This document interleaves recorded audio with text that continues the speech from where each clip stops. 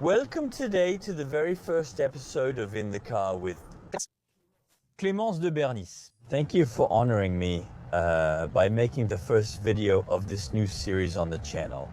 It will be a series where you can tell me in the comments who you want me to bring here to this spot in the car.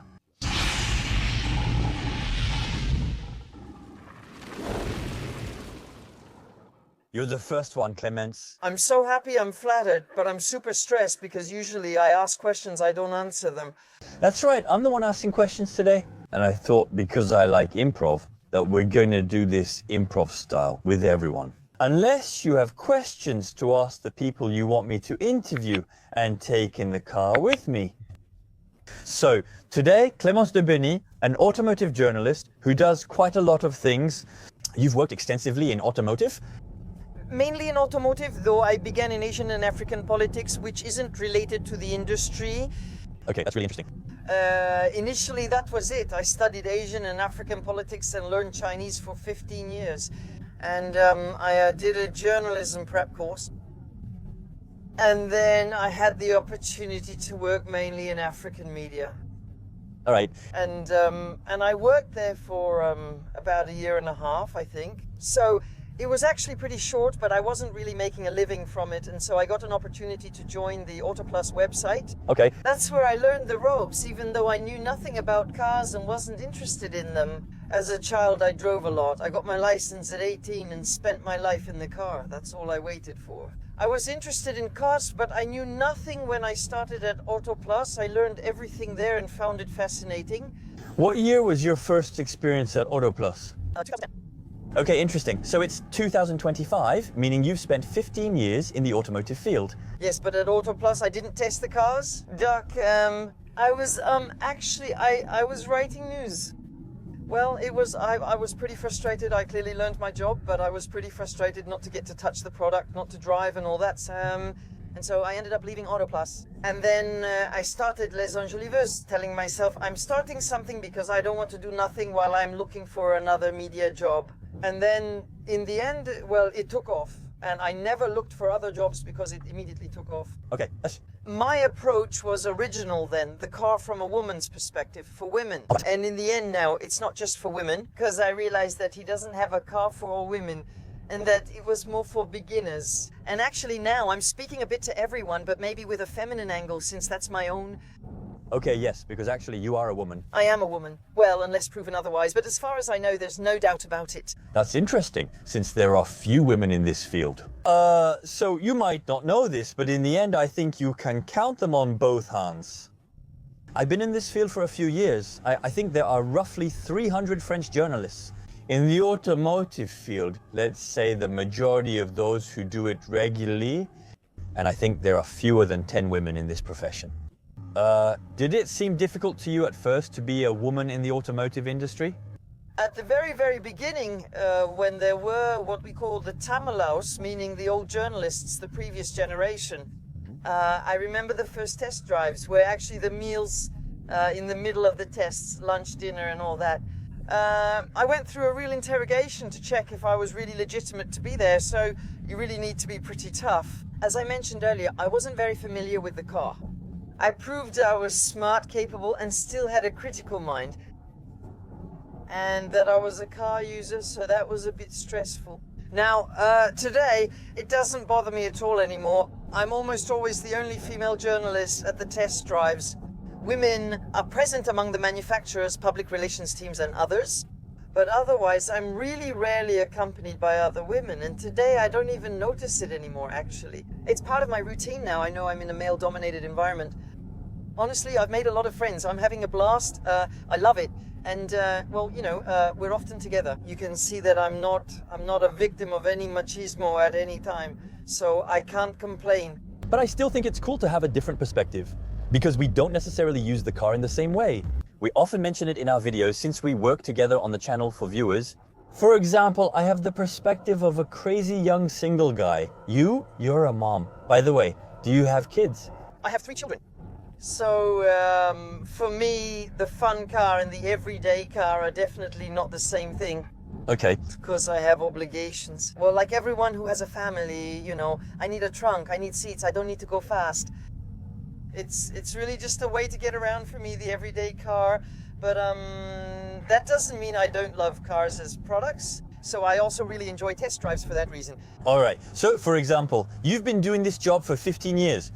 With this job, we're lucky to be able to travel and so on. Is there a time when a promotional event or a test drive really stood out to you?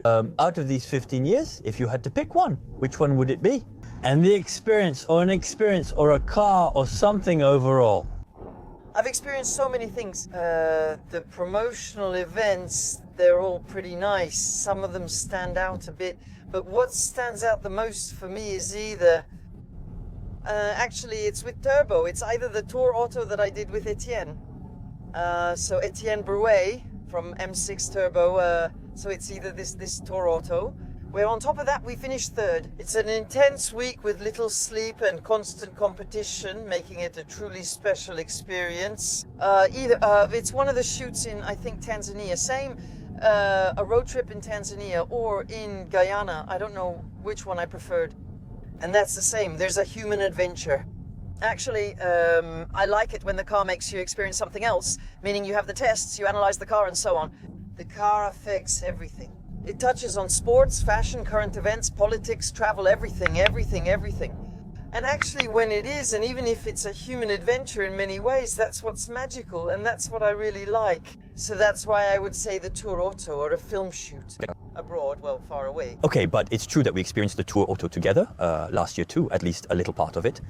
In the morning, we picked up Ari Vatanen, and it was still pretty crazy to experience it as media from the outside, but to live it from the inside as a driver. Yes, but I still co-drove for Vatanen in the Tour Auto on a special stage. That's magical. That's really something grand because it moves a bit. Yes, I can imagine. And that's quite extraordinary. That was a good memory, since you reminded me of it several times. It's still wild to think I once rode with Ari Vatanen. And Ari, we salute you because we love him. He's truly an incredible person. I love Ari. And these meetings too. I think you've met quite a lot of people. Are there any meetings that particularly stood out to you in your... Well, Ari, she's definitely one of the best people I've met. Because besides being an athlete, as a person, she's someone very rich in character who is always looking out for others. But actually, you can see it at the Tour Auto. He talks to everyone. He's never annoyed when people come up to him everywhere. He's just such an intelligent, friendly person and all that. Among my great encounters, well, I also have a podcast called Parole de Femmes, where I interview a lot of women, and there are women who have really made an impression on me. Well, one wonderful person I still see is Margot Lafitte. She's amazing, this woman. She's interesting. Same, she's like Ari, people who genuinely care about others and are very focused on them. I've also met a lot of women through my podcast who were quite moving and yeah, that's where I've had my most beautiful encounters. But again, you need journalists too. There are really wonderful encounters because we go through some pretty intense things together, and we still see each other regularly and everything. And it's still valuable to get along. That's for sure. Well, especially when we run into each other. And you see, for example, I had a few idols and so on. Meeting Dominique Chapat back then, you saw him on television and so on. You work with him. Yeah. And by the way, how did it happen, this turbo adventure? So at first you started on Auto Plus, you launched your website and a bit on social media as well. So how did you end up on turbo? Because it's kind of everyone's dream. We all say, when I grow up, I want to do this job, be on television test cars, and you have the chance to do it. Yes, luck is the word, since I didn't seek it out. That is to say, it was Etienne Brouet, again, who wanted to do a road trip, who was in Israel, a little road trip in Israel, and who wanted to bring a woman onto the team. All right. Thinking that, well, actually, he had quite a modern view of things, telling himself that, in fact, cars aren't just for men. And so he did a bit of research and he came to find me. Naturally, you're a bit stressed during the first shoot. That's how it began. I started by doing one major road trip each year, Israel, Tanzania, French Guiana. And then actually, little by little, I managed better and better. And I started doing more shoots with them. It started to be less about road trips and more about comparisons. After that, I did some solo projects, so sometimes I shoot with them a lot and other times less. But I love it because the team is really super nice. When we shoot together, it's like summer camp. We work hard and the days are intense, but we still have a lot of fun. On-screen laughter is genuine. Okay, that's what I wanted to ask since people request backstage content on my channel. So what really happens behind the scenes? A shoot, preparation? How is it actually? Do you go to M6 afterwards? Is there editing and so on? How does it work? Because I think the public is curious, because actually often, we're viewers. We see it on television, we think, that's so cool, it's edited like that. But what does it look like? They explain everything from the start, what will happen, how to prepare, how it's organized, and what it's like on site. I'd really like you to explain it to us a little bit. If they tell you this, it means you're going straight to a test with little preparation. Just call the brand to ask where you'll shoot. Okay, are there any static shots here? Basically, you do a phone scouting, so that's when the work is already prepared for you. Usually, for most turbo topics, journalists brainstorm and suggest ideas to the editor-in-chief. We could approach this topic here from this angle or make a comparison and so on. And then you have all the organizational work, so that means figuring out where you're going to shoot. Which route? Well, you don't know all the routes, but you still have a general idea. You manage budgets because it costs money. Yeah. Well, all your hotels, etc. So you have this work beforehand that's still pretty important. Then you also work on your cars. That means you actually don't discover the car on the day you're filming. We arrive with our notes. Well, just like you do, we've prepared. Then, so we get to the shoot, and, well, depending on the size of the shoot, sometimes we have a sound engineer, but not always, regardless of how many cars there are. However, there is always a cameraman, and then everyone is in their own car with a walkie-talkie, and everything happens over the walkie-talkie. So the cameraman is by the road. He'll say, do a drive-by here, and tell you if you should go together, if there are several cars. And actually, we work with the cameraman, who also makes suggestions. So we do a lot of drive-bys. The drive-bys might not seem like much, but they take time, because often it's on open roads. Wait until no cars are passing. Or if you missed one or didn't get a good shot. Maybe it's your turn since the cameraman was there. You thought he was elsewhere. It actually takes a while. After that, you do your stand-ups, presenting in front of the car. Then you move on to onboard shots. That's when you talk while driving and share your driving impressions. And then you come back with your little clips, and then you have another big day ahead. If it's just a test, it can take up to 2 or 3 days of editing. Okay. So here, the journalist is with the editor, so he doesn't touch the computer or the keyboard at all, and so on. On the other hand, he gives all his instructions. He says, I want it like this, I want that, put this here, and so on. He records voiceovers. There are always voiceovers. So you write while the editor works. And then you go into the recording booth and record your voice. It's a small soundproof booth, like in music, where you use your voice. Okay. Isn't voiceover work too hard? So the voiceover for me then. Initially I was in print journalism. Little by little I also moved into television journalism. But television, it's so lively.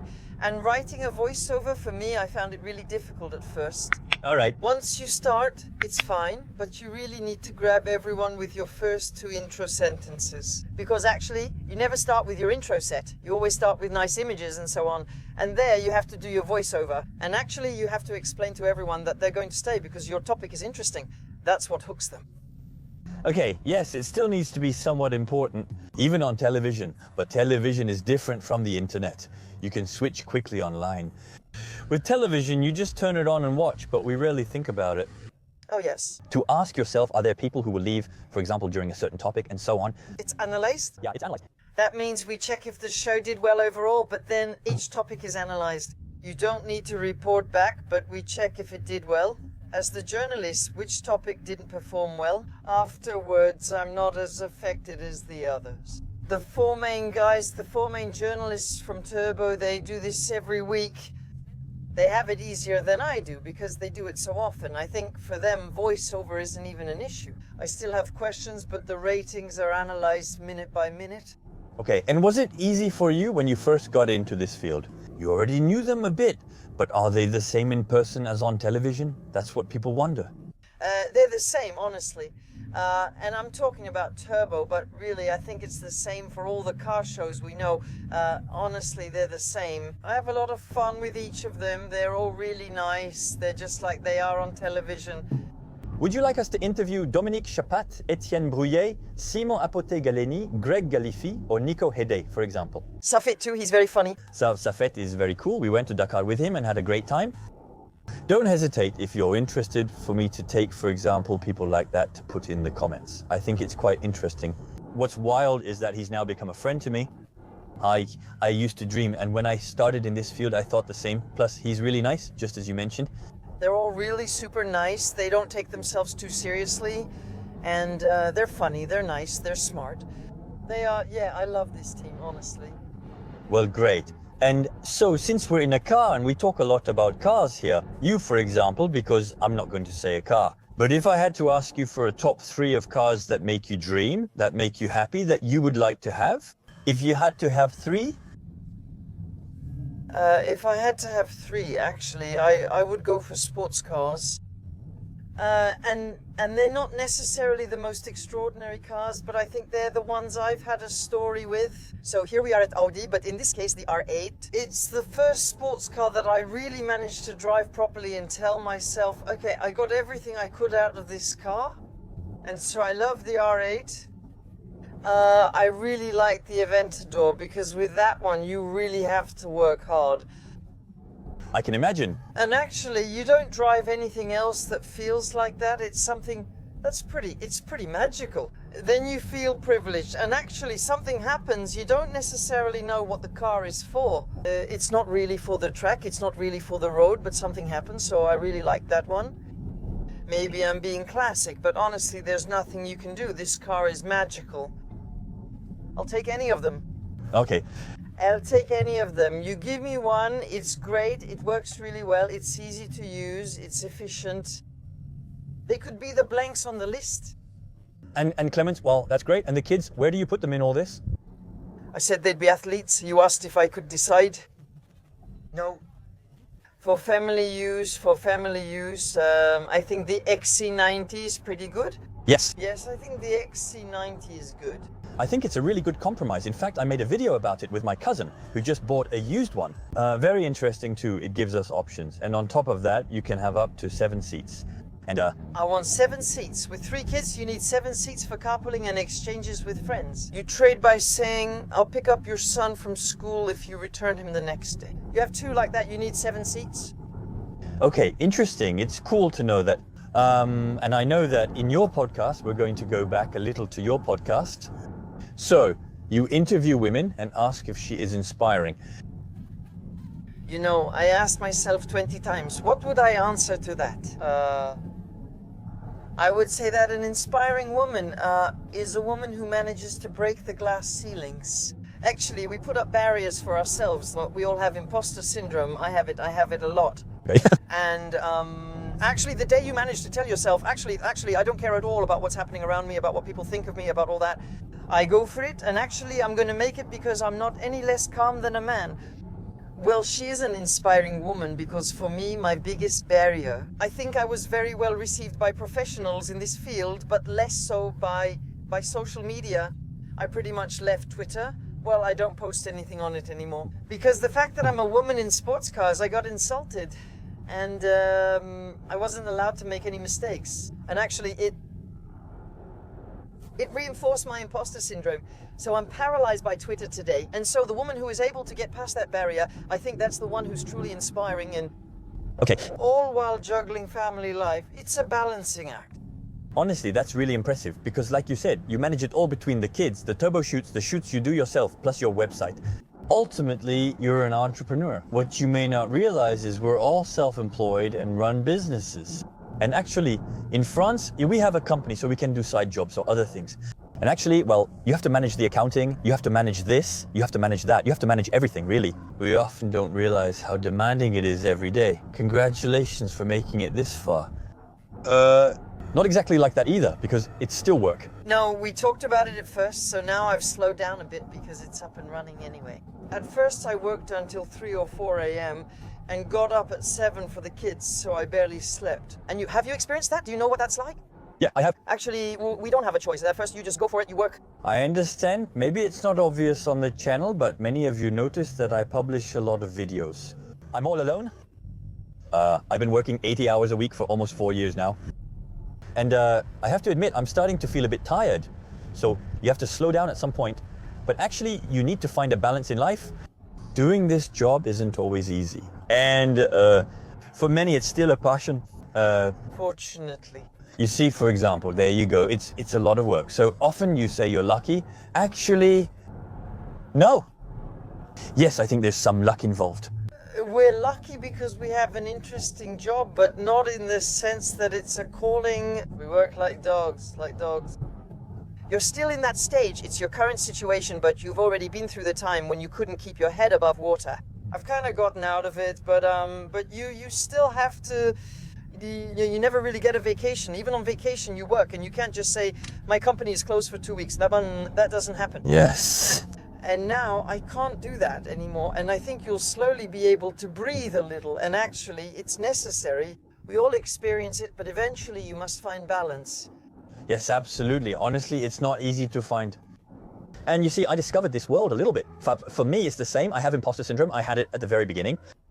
The first time I attended a promotional event, it was a trip. That's what they call a promotional event in the business. Cool. I was all brand new, fresh and shiny. Who's that guy? And some people came up to me and asked, what do you do? Which paper do you write for? They still call it that? Yeah, well, the old timers, that's it. And so he asked me, and that was something that kind of shocked me a little. He asked what I do, and I said, I have a YouTube channel. The guy just looked at me like that. And he said to me, that's a nice hobby. He pays you 10 times your wage. Totally. And I was like, guys, it's not really a hobby, you know, it's still a job. I mean, it's a lot of work. But, you know, there was still this barrier between the old guys who wrote for print and those in digital. That's starting to change as they realize print is slowly disappearing. It's unfortunate since there were some beautiful magazines and more. I got into cars through reading magazines. It's true, print media is struggling as people spend more time online. And social media and so on. And by the way, social media, you see, I think it's really important to distinguish between what is work on social media and what is the reality of social media. Actually, a lot of people don't make the difference between what they see on social media and real life. And I try to explain it, and I actually want to show it a little more. There are very, very few people who actually make a living from it, like some very famous YouTubers. They are very, very few. Me, for example, I'm not the kind of person to make a ton of money from it. I make a decent living, but I'm not the millionaire type. Don't assume what you see in stories is real life. It's just that we're invited to many things. I wish people understood, since many tell me they want to be an influencer, YouTuber, or something similar. So what you need to know is that most of them have another job on the side. Yes, exactly. It's not that easy. Some people on television have permanent contracts after many years, but most are freelancers, similar to your work. We have a lot who are freelancers. So at Turbo, no, there were some who were freelancers. Well, I'm a freelancer, but I mean the 4 main ones. They work, but they've been there for so long, so that's it. But actually, you have in the press, print, radio, television, you have a lot of freelancers. So it's much more flexible for the channels, for the media. And then when you're independent, you're integrated, you really have to diversify a lot. We cover everything, even providing little kicks. Yes, you really have to diversify. We discussed this recently. I wear several hats, and honestly, you don't have much choice. If I only had the website or only social media, obviously you land a few contracts, but honestly, it's peanuts compared to what you need to live on. And clearly, honestly, it's almost impossible to make a living from just that. And then you and I both choose not to share our entire lives on social media. My husband doesn't want to appear on social media. I don't want to show my children either. You might barely see them from a distance or not recognize them. That's it. It's still complicated, and I want to share my experience, but I mostly only talk about my professional life, rarely my personal life. I know that frustrates some people, and I can understand that. You know, you want to know what's going on the side too. We discuss our work lives, and I know we also want to learn about each other's personal lives. But on the other hand, for me, I find it complicated to share that. Because actually, there comes a time when you have to know how to disconnect. And that means if I talk about my personal life, I'm always filming the moments I live, and I'm not really living them anymore.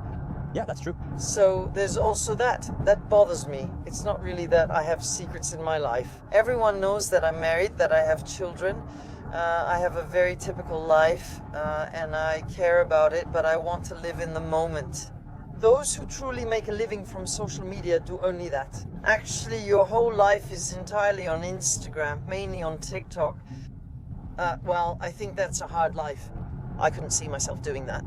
For me, actually, it's really, after that, you don't have a life anymore. You're a public figure, clearly, like that. You film everything, you go to a restaurant, you have to record the experience, and by the time you've filmed and taken pictures, it's done.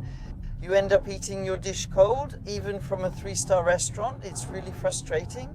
Absolutely. You're at a concert, you post everything you see, but in the end, you actually forgot to watch the concert. It's silly, but all that stuff, I just can't do it. Yes, I understand. It's true, we've lost the ability to enjoy the moment. A photo shocked everyone, especially those who weren't present. It's New Year's Eve on the Champs-Élysées. Everyone filmed the fireworks, so you only saw phones and no one enjoyed the moment. And I think it's a bit of a shame because actually we create content to show you this, and because it's our job. Most people now want to get a little bit famous on social media, so I get it. You really want it to be in our place because honestly, it is a dream. But actually, like I said, it's a 1 in 100,000 chance to get there. And there are a lot of people who tell me, yeah, but you made it. For me, there's one thing that's true in life. When you want something, you can do it. You succeeded through hard work, giving your all. You can achieve what you want, but only with effort. Yes. If you want to do it, not just like that. Instead, try to enjoy life because you only live once. What I say is you only live once in your life. Anyway, we won't do it again. Enjoy the moment, live experiences, but don't always try to be on social media. It's the same for me. I do it a little bit because, well, it's my job, let's say. But honestly, sometimes I just want to stop because it's too much. You stop enjoying it for yourself and only do it for others, but making a living from it brings many benefits and experiences. For example, what needs to be said is that right now we're working and we don't even realize it. But it's work to make this video for you, because in the end, with Clémence, we spend hours together, we talk and so on. Now it's work for us, it's entertainment for you, but we have to...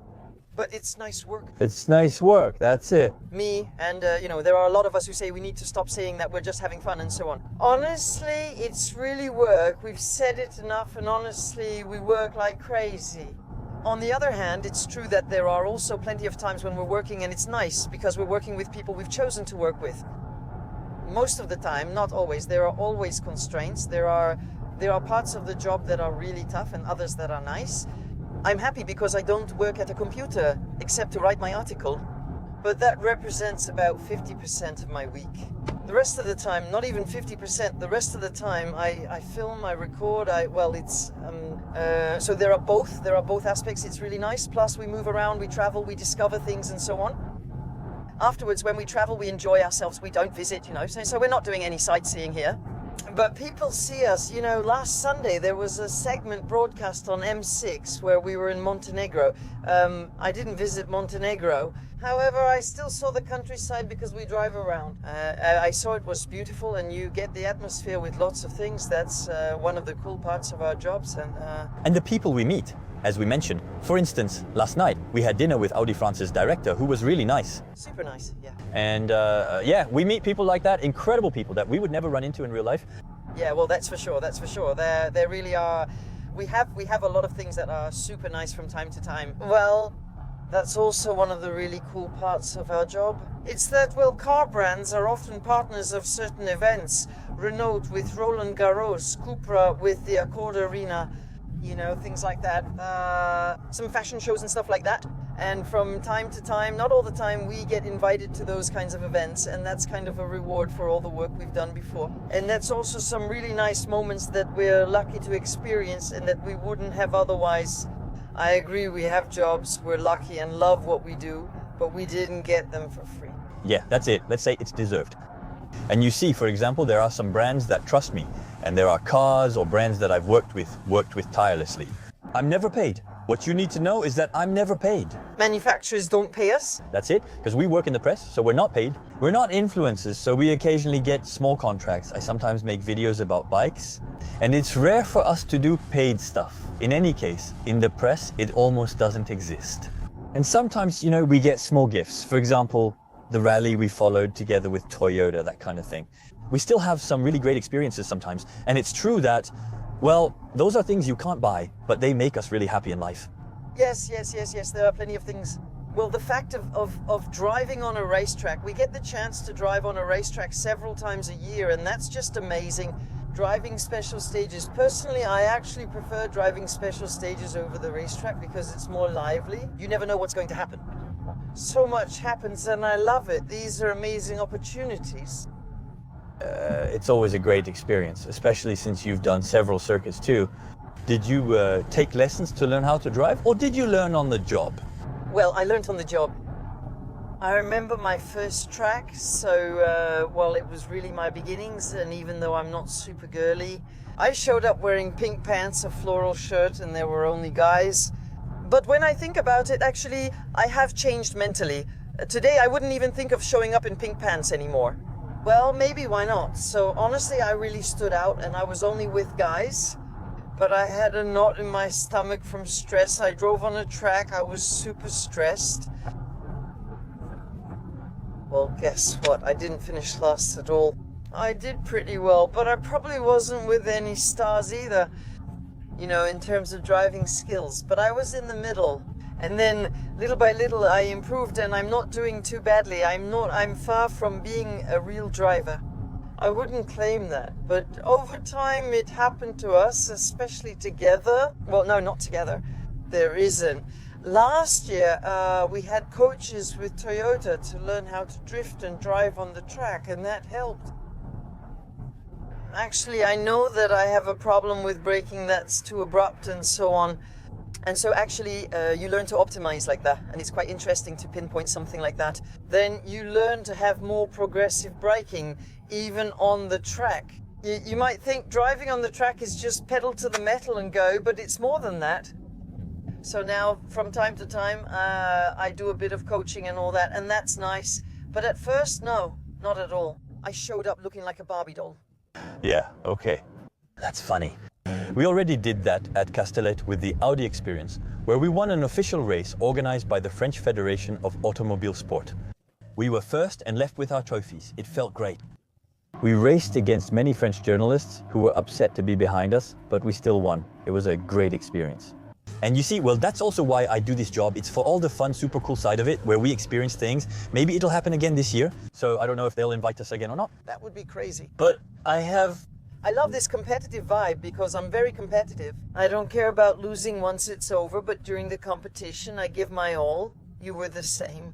Actually, our whole team was the same. And honestly, that atmosphere was really amazing.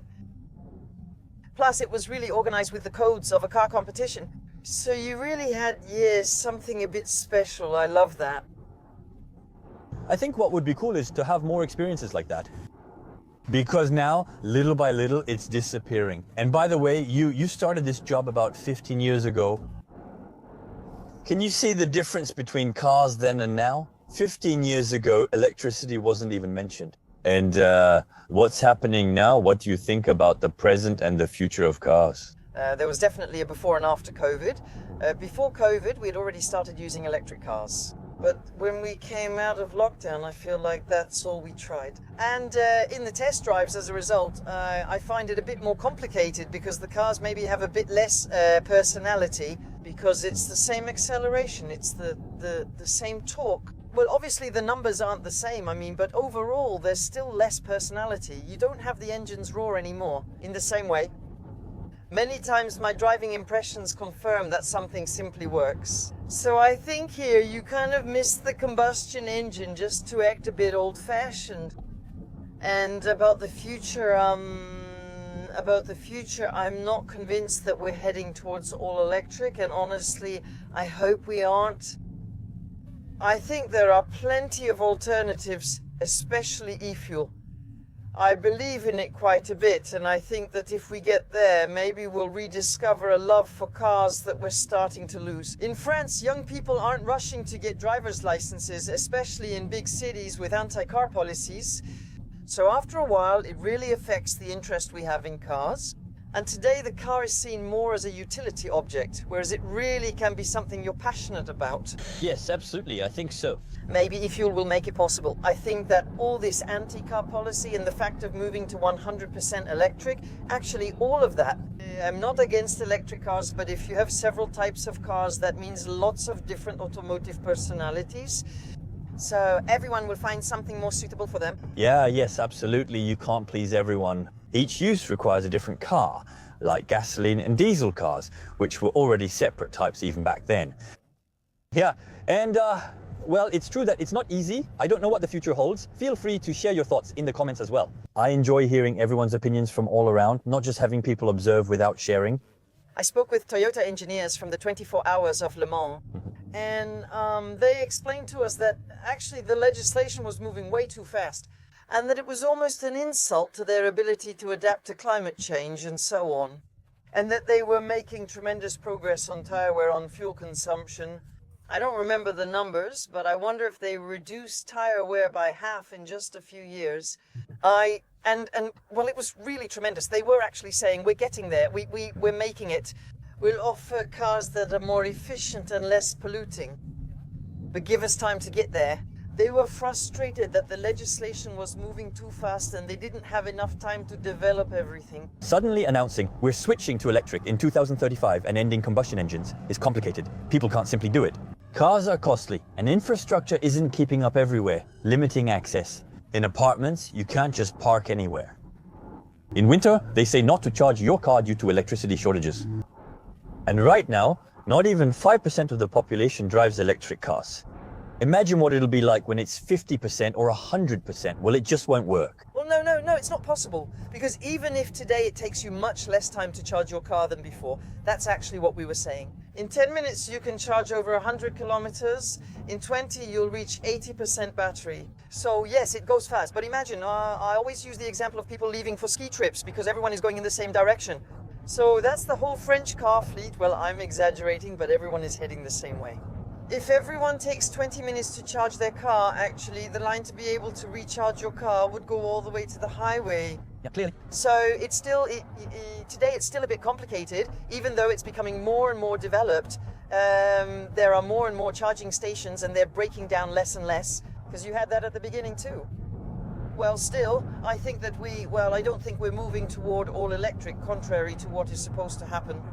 Hey Clémence, since you were talking about acceleration, look, we're in an S6, so we're going to do a 70 to 110. Are you ready? Yes, I'm losing my glasses. Wait, they're ruining your acceleration. It's a shame, but we don't overtake on the right. Still, electric is pretty crazy, so there's that side of it. It's cutting off, darn. Wow, it still works. Yeah, that's crazy. That's why electric cars are great. There are so many benefits, especially in the city. The instant torque is amazing, and there are many nice features. Still, it's not for everyone. For frequent drivers, fully electric cars just don't inspire confidence. Even though it's possible today, you still don't feel confident over long distances. So actually, we need a bit of everything. It takes all kinds to make a world, and that's true in the automotive industry too. Absolutely. So let me go back to the beginning of your journey, your studies in journalism, politics, and so on. Why didn't you continue in that field? Well, actually, at first, I really wanted to go to Asia, especially since I had studied Chinese for 15 years. I wanted to go to Asia to be a correspondent journalist there. And, well, actually, it didn't happen because I found a job at Africasi. And I was freelancing at Africasi, and I think I was an intern at first at Africa International. And I loved it. I was writing feature articles. It was really interesting and intellectually stimulating. However, it's a press with no money, since in France it only reaches a specific diaspora. And actually, I wasn't properly paid because, well, that's just how the economic system works. So I looked everywhere, really everywhere. I was aiming for Geo, that was the holy grail for me, and so on. But actually, they only have correspondents everywhere. So either I would leave telling myself I would try to be a correspondent. So a correspondent is when you live on site. A special correspondent is when they send you to cover a topic. A special correspondent is more expensive. Generally, they work with correspondents. If you want to be a correspondent, you realize you need to live there and see if French media outlets will accept your articles and radio topics. Okay. It's kind of like that. There are plenty of people who do that and they're right and so on. But I was at a point in my life where I couldn't fail. Actually, I had met my husband who didn't want to follow me to China at all. And so I looked everywhere. And actually, I ended up finding it by Jean-Louis Moncey, who was a journalist at F1 and also at Auto Plus. He told me, well, listen, I found you one. Well, I made an appointment with the web editor-in-chief of Auto Plus. And then, listen, you'll see, I was there, but I didn't know what he did since I don't know anything about cars. And actually, he knew me well enough to feel that it would work. And so that's how it started. At first, I wasn't aiming for the car. I was actually targeting the media. Cooking, well, gastronomy, I love it. It's my other true passion. It's gastronomy, cooking, and so on. I also wanted to be a tennis journalist because I love tennis. And then actually, little by little, it's the randomness of life. That's where we say that in professional life, you still need a bit of luck, a helping hand, little things. That's how I ended up in the car business. But fortunately, because everything I've experienced with cars, all the encounters, actually, I love my life. Again, there are sacrifices. In the beginning, I barely slept because I was working so much and so on. Now, I have a bit more of a relaxed period, but well, more relaxed, well, that's relative because there's still work. But it's true that today I'm really happy with where I've gotten. Okay, and if you could change the future, how would you see it? Since I was 14, I've wanted to be a journalist, So, you knew that you wanted to write articles, no matter what? I loved writing and initially wanted a career in print journalism. I loved writing. I used to sleep with a notebook next to me, and often at night I would wake up and write. All right. I loved writing, and that's something I've I still love writing, but I have less time for it. And yet I have plans for now for children's books, but I just can't find the time. That's my ultimate dream. I love writing, so I knew that's what I wanted to do. So if today I had to leave the automotive world, I couldn't imagine leaving the press. So maybe I'll try food journalism, like I was telling you. Maybe I'll try to go back to Asian African politics or Asian African culture. Changing careers would be complicated for me, even though I have many interests. There are a lot of jobs that I think are really cool, you know. If I had the skills, which I don't, I find everything medical fascinating because you save lives. I don't have the ability, I'm not going to switch to that. So really, I think for me, journalism is still my path. Okay, and would you advise people to get into journalism today? You really have to want it. It's a job that doesn't pay well. Contrary to what people think, it's still, even on television, maybe even worse on television. It depends on your role, but hosts and journalists differ. I'm a journalist, not a host. And I have a show that's still airing a little bit, which is a short program where I was a host. You actually earn more there.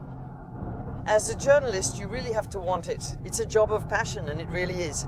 I love this job, so yes, I would recommend it 1,000 times.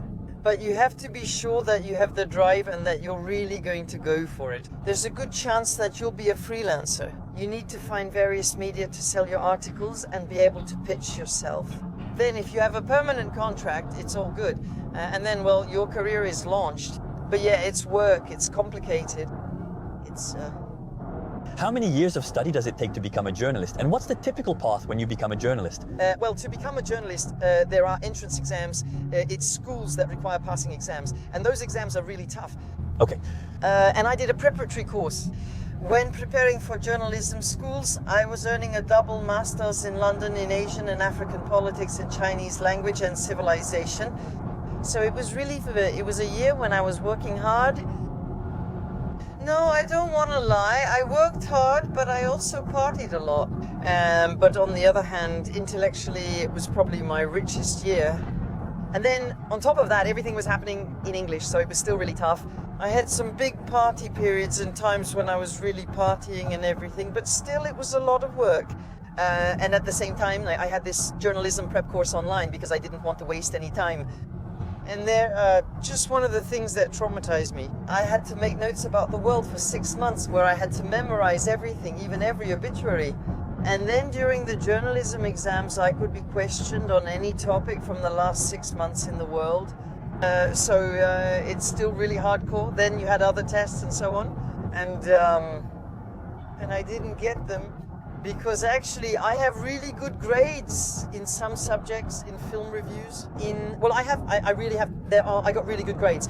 On the other hand, I failed several exams, including current events, because I hadn't properly summarized the news. And then you start when you pass the exams, so you have the written part, then you have the oral exams, and then you start 2 or 3 years of studies. All right.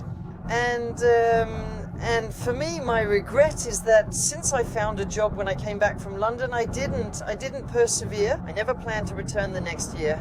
I thought I have a job and won't quit just to go back to school. You learn things that would have saved me time in 2 ways. Okay.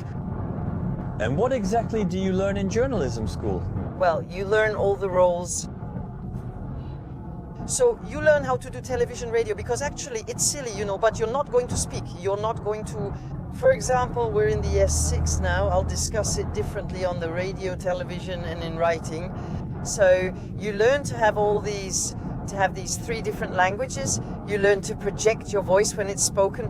You learn body language. When you're on television or YouTube, you often don't know what to do with your arms. You learn all that, and then you learn how to frame shots. Actually, you learn all the backstage stuff, all the technical side too, which is maybe on paper, in people's imagination, less journalistic. But actually, today you have to know how to film, record sound, you have to know how to edit. Today, journalists often lack support from a sound engineer, cameraman, or editor. There are many of us, like you, for example. There are many of us who have to know how to do everything. When I was at Autoplus, I did editing. I was there struggling with my software. Gradually, you manage to do it, and that's where journalism school helps. Journalism school is also good because you make contacts for finding a job after graduation. You have to hang in there since jobs are tough to find. Many want these positions, but few actually get hired. So journalism school for that. If you have the guts to work hard and prepare for these entrance exams, which are really hardcore, it's worth it because it's a real leg up.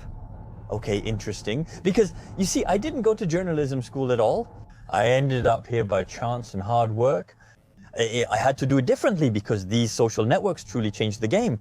Yes, it makes things a bit easier, and at the same time, there are even more people trying their hand at it. And like I said, when there's a will, there's a way. If you want to make it happen, you're going to have to work hard. However, it's harder than for journalists because you lack the knowledge and can't just do it immediately. We don't have all the codes and everything. We don't really know how to approach things and so on. But if you have the drive, I think, actually, you can do anything in life, I think. The other advantage, however, because there actually is one, to not having gone to journalism school, and I've gotten this feedback several times, it's that I don't have the stereotypical journalistic tone. And people like that too. You develop your own style. No one dictates how you should speak. There's often a similar intonation, On television? Like a kind of musical. As a result, I don't have that since no one gave it to me. I know how, but I never learned to speak that way. So unless someone asks me to do it, I won't do it because it's not my way of speaking. And so it can also give you a bit more personality. After all, journalists do it. You see, for example, on the radio or on television, you often have that. Today on Turbo, we are going to discover the new Audi A6. And there's that thing with voices rising at the end of the sentence. Often it's a way of speaking where the end of the sentence goes up. Exactly. So I do it a bit more in voiceover because in voiceover you don't have a choice. If you speak without exaggerating, you listen to yourself. I didn't exaggerate at first when I spoke. It's about more than musicality. Me, I emphasize certain words a bit more. Well, you have your techniques. You smile. I make little smileys. At first I added smileys to my voiceovers to remind myself to smile since you can actually hear it. If you talk like this and then listen back, you realize what you're saying is actually boring. You feel like I sound depressed. So there you are in your booth and you end up exaggerating everything. And it's true that, well, you see, typically Etienne and Cyril on Turbo, both of them coached me a bit. I thought you were making me overdo it, but then I listened to myself and did it anyway. I love Etienne. His voice in reports is incredible. He really does have the same voice in real life. And it's really weird because when you hear him talking to you, he always has that same tone. Plus, I'm not sure if it's just a professional habit, but he acts the same when talking to you. The first time I heard his voice from a distance, I thought, oh, he's here. Oh yes, you recognize it. Yes, you totally recognize it, but then you kind of catch people's attention because indeed you do. It's a way of speaking that draws you in since everything is clear and calm. Clémence, inspire us. Do a quick voiceover. But I'm telling you, I don't have that way of speaking. Today we're in the S6, the new Audi, you see. It's pretty nice. But it changes everything right away, you see. Yes, because I'm telling you, you see, I pressed the S6 button. Actually, if you say, today we are in the S6, the new electric version, and still I even did a bit of the voiceover there. But if you say it normally, I swear that this voice over the image just doesn't work. And so you immediately have to switch things up a bit. So you speak more softly, which for me is a challenge.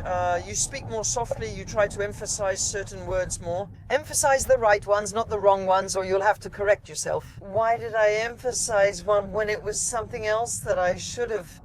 So, yes, there are things you learn, but all of that, typically, I would have learned in journalism school, and here I learned it myself. Afterwards, it's not dramatic, but when you get to the editing bench and you know you'll have to do your own voiceover, at first you're not proud because you know that on top of that, it's what I'm saying.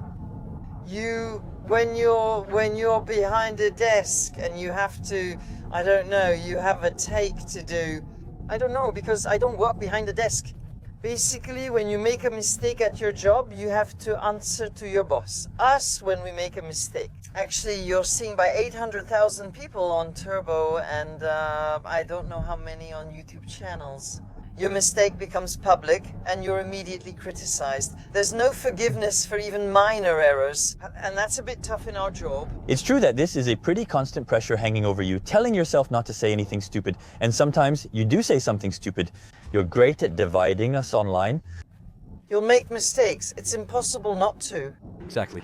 You don't do it systematically, but in any job you'll make mistakes. It's normal, and it happens to us too. And again, it's normal.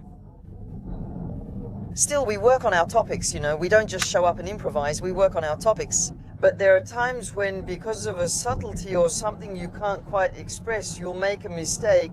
We get torn apart, and for me, that feeling lingers. I struggle to tell myself it's not a big deal. I don't know those people. They didn't like that I made a mistake, but actually, we also have the right to make mistakes. We're sorry, it's not right, and maybe we should have tried harder. But it's certain that we've made mistakes, and we're going to make more.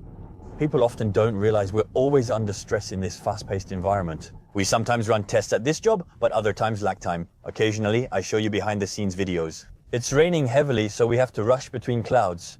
Sometimes it's not easy. And I admit that the internet, for that, well, I think the internet has made things very hard and people are very critical. Easily behind a keyboard because it's a username or something else, and that's the same thing. I think we don't talk about it enough. It's very easy to criticize. So when you're with your friends saying things like, he's bad, I don't care. We've all criticized someone. We've all been someone's little black sheep. But don't go bothering that person. And me, I try, you see, to think positively. Honestly, I'm really all for a world of peace where everyone loves each other. You see, I don't understand borders in the world. I don't get it. I don't understand why there's still war today. We should all be friends in 2025 with social media. We can support and learn from each other. Let's rise together and become smarter. Instead of, look, come on, let's criticize him, and that's all we do. Just tear him down. And there are a lot of people like that. I see it on social media. Because in this job, you know, there are people who come in, new journalists, new YouTubers, new people, and so on. And there are some who don't understand. And people, they're going to attack you. I'm really lucky. The community on this YouTube channel is honestly very kind. I also left Twitter and now Instagram Turbo. And even when I'm on your channel, honestly, people are really super nice. But I left Twitter because of that, you know. And I'll even go further. Actually, I changed the way I dress at work. You see, I was saying that my first experience on the circuit, I was wearing pink pants. Today, never again. I almost never wear pants anymore. In real life, I wear dresses, skirts, shorts, and so on because I want to defeminize myself to attract less criticism. The fact that I'm a woman means criticism comes much more easily to me because people are really waiting for me to slip up. I've already received comments like, who does this bitch think she is, and similar things. And really, that's a bit tough. And so even though today we're supposed to be promoting gender equality and all that, today I've made myself less feminine at work, and I'm really careful to wear neutral outfits and so on, so that people don't think I'm just the pretty face who doesn't know anything. I try to be credible. But that's crazy. And you see, precisely, in terms of equality, we say we're moving forward, trying to make progress, and yet you still end up thinking that way. Or even the criticism. Actually, there are a lot of people who are sensitive or fragile who can fall into depression and feel really, really bad because of, well, the criticism that we direct at them. And you see, personally, it bothers me to think that you're thinking about that you're not going to dress the way you want, that you don't like it, and so on. It's a shame to deprive yourself, since making yourself look good is really for you. At first, and it's really a shame, because I love seeing a beautiful woman. You see, it's silly, but in the end, it deprives everyone. Because actually, there are idiots who think differently, and I think that's a shame. You see, that you could do, if you want, a show in a dress, wear a long dress, mini skirt, or anything you like. As long as you own your actions and are happy, that's what matters. And we shouldn't be criticized. Yes, thankfully there are critics, since the world is turning into anything goes. There are people who think they're goldfish, and so on. After that, I let everyone do as they want, but basically you do whatever you want in your life as long as you don't force anything on me, and I won't force you to do things either. What I like is the freedom to do what you want. Well, yeah, freedom is actually something you choose. You're not naturally free, and it's funny, I realized that while making my podcast and listening to the answers from the women I was interviewing, and I thought to myself, actually, I too let myself be influenced by outside opinions, criticism, machismo, and so on. And so I try from time to time, but it's hard for me to go back to a slightly more feminine style. But, you know, I remember that during the Hyundai Insta review, I wore shorts, but it was fine. I told myself, okay, this try, I think I pretty much know who's there. I have it under control. I force myself because it annoys me to be at the mercy of those criticisms and all that, huh? Today and yesterday I wore pants, which only happens once every 6 months. Yes, I see. It's a shame, but we deal with it. I'm always glad to have you here, and I think everyone on the channel likes Clémence too. We're always happy to have you here. I support encouraging women, since there are few in this field. I tell them to let me know if they want to work or do trials with me. I'm in favor of it, because I think there aren't enough women. It's a different perspective. Just because you're a woman doesn't mean you can't drive. Just because you're a woman doesn't mean you don't know about cars. There are women drivers, like Margot Lafitte, as you mentioned. Some are very good drivers. There's Sarah Bovy, for example, a Belgian woman I've already been in a car with, and she's a driver who totally outpaces me on the track. There's Line, for example, Line Piguet. Same thing, she drives, she's an instructor, and so on. We know some of them. I think it's wild. Well, thank you anyway, ladies, for coming into this field and showing some men that you're here too. I think it's important. And to keep it going. Look at what Susie Wolf is doing. I follow that closely. I think it's great. The F1 Academy and Academy for Women runs alongside some Grand Prix races, but not all. It starts with women in F4 aiming to reach higher levels. Will they get to F1? I hope so. But then there are people who say that for women it's not about ability, but just physically, F1 is still a bit tough. But actually, Margot Lafitte told me in a podcast interview that even just Formula Renault, her father said, have them add cushions on the sides, it's still tough. She thought, but I'm the only girl here. I'm not gonna ask, can you add side supports for my head? She hated the experience because she wasn't strong enough and couldn't even hold her head up by the end. And well, you can train for it, but physically, Formula One is very demanding. We're not just sitting in a bucket seat doing nothing. Yeah, but if women ever get there, I think maybe there will be a breakthrough too. Because women are underrepresented, and on top of that, they tell themselves it's not for them. So we need to have that breakthrough from the start. Women should go into these automotive engineering professions, get interested in driving and get interested in lots of things. But I believe in it. I think it's going to happen because women do love cars. The few women who love cars really know a lot about them. Yes, clearly. But like you said, there's the physical side, so you can't compare a man and a woman. Well, that's genetic. There's nothing we can do about it. I'm also interested in women. I watch shows mentioning, for example, even women, there are menstrual cycles. And actually that affects hormones. And hormones, the level of testosterone. And there are other names too. I don't really remember what it's called. But, for example, for the Olympic Games, women tried to schedule their period right after the Olympic Games. So that, precisely, there's this hormonal effect at play. And it's not after their period, because actually your body physically goes down. And for us men, we're fine. We don't care. You see, we're the same every month. We don't have hormones that can make us cry because, well, I don't know, it's hormones and then all of a sudden you feel sad. We don't have any of that. And it's clear that it's different, so sports should be adapted a little differently. But then normally we say, well, it's on the same level playing field. But actually you naturally are not. That's what's different. Yes, there are some. A man and a woman aren't the same. There comes a point where they won't say we're exactly the same physically or mentally. On the other hand, we have the same abilities to develop at different times, in different ways, and so on. I'm convinced that we're capable of almost the same things. So that's what I was saying about Formula One. The question arises, there are women who are extremely muscular. Aren't they also capable of handling a Grand Prix? Maybe. But it's true that we're not the same. We're not built the same way. So there you go. But on the other hand, don't hold someone back because she's a woman or for other prejudices.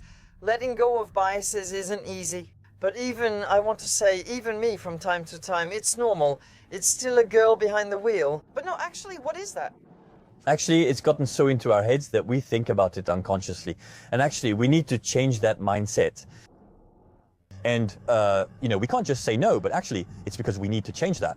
And what I'm saying is, look, for me, the only thing is think about your own life. Take care of your own business. Do what you have to do in life. That's how I succeeded and why this channel works. I ignored others.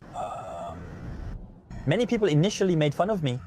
Honestly, I had guys who would say, look at the YouTuber over there. Yeah, hi kids and all that. And today they're here. When I have a McLaren, yeah, Nico, you can come over and see me and all that. I go, yeah, I'll call you back. That's it. That's it. Some people just won't believe in you.